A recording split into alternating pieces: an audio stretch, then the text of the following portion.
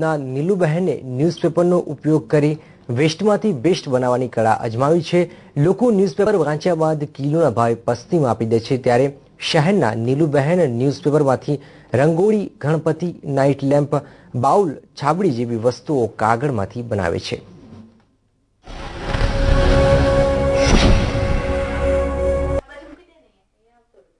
અમદાવાદના સૂર્યોદય કોલોનીમાં રહેતા નીલુબહેન છેલ્લા 20 વર્ષથી ઘરમાં ઉપયોગી બની શકે એવી વસ્તુઓ ન્યૂઝપેપરમાંથી બનાવે છે।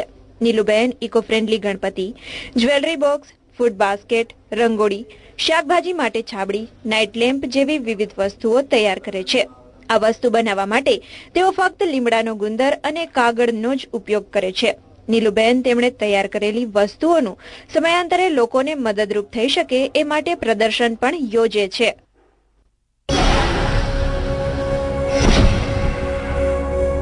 અને ન્યૂઝપેપરના વેસ્ટમાંથી બનાવું છું, પલ્પમાંથી બનાવું છું અને રોલમાંથી બનાવું છું।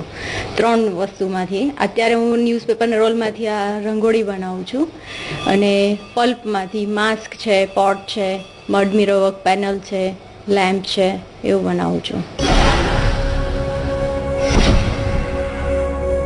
નીલુબહેન હેન્ડીક્રાફ્ટ મેળાઓમાં પોતે તૈયાર કરેલી વસ્તુઓને સેલ માટે પણ મૂકે છે।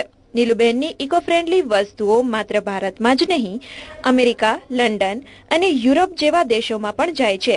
નીલુબહેનને આ વસ્તુઓના વેચાણમાંથી 200 થી 300 રૂપિયા મળી રહે છે।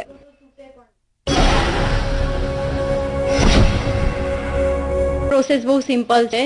વેસ્ટ ન્યૂઝપેપર છે, એમાંથી તમે પલ્પ બનાવવો હોય તો પલ્પ માટે એને 15 દિવસ પલાળી રાખવાનું હોય છે અને એને ક્રશ કરી અને પલ્પ બનાવી તમે કોઈ પણ સ્ટફ બનાવી શકો છો।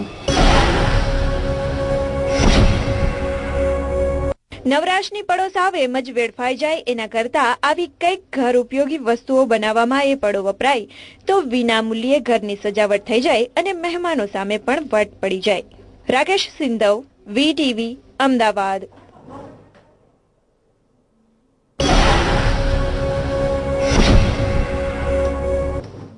ભગવાન શ્રી કૃષ્ણના નામ